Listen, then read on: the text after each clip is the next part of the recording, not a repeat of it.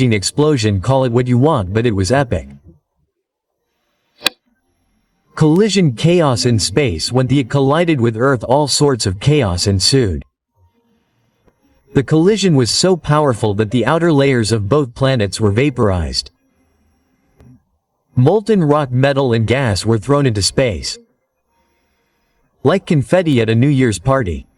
Some of the material remained in orbit around Earth, while the rest either fell back or drifted off into deep space. But wait.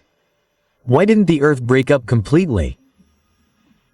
Well, gravity came to the rescue. Even though the collision was massive, the Earth's core managed to hold itself together. Meanwhile, the debris floating in orbit started to stick together due to gravity. The birth of the Moon from debris to satellite. See, this is where the Moon was born.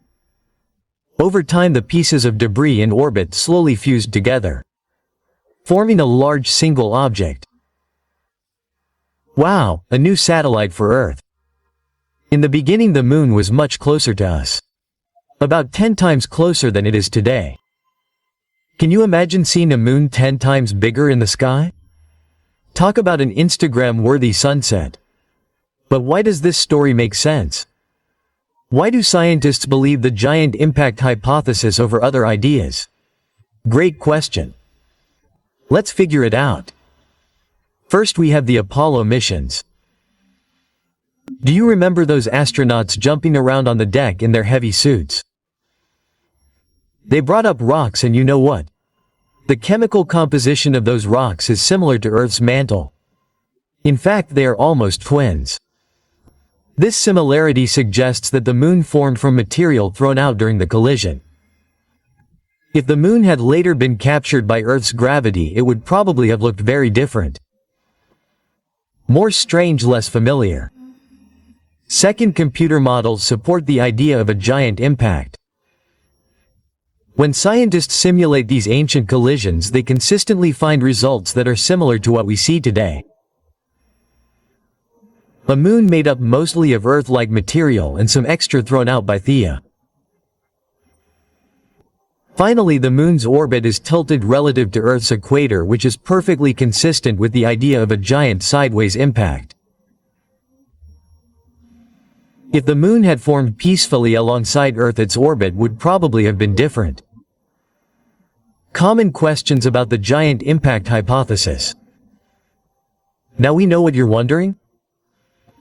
What about the water on Earth? Did the collision destroy it? Great question. It turns out so. Earth later acquired fresh water via comets and asteroids. So no, the collision didn't leave us out in the drought forever. Another common question. Could such a thing happen again? Thanks. No, the solar system has calmed down since those wild early days.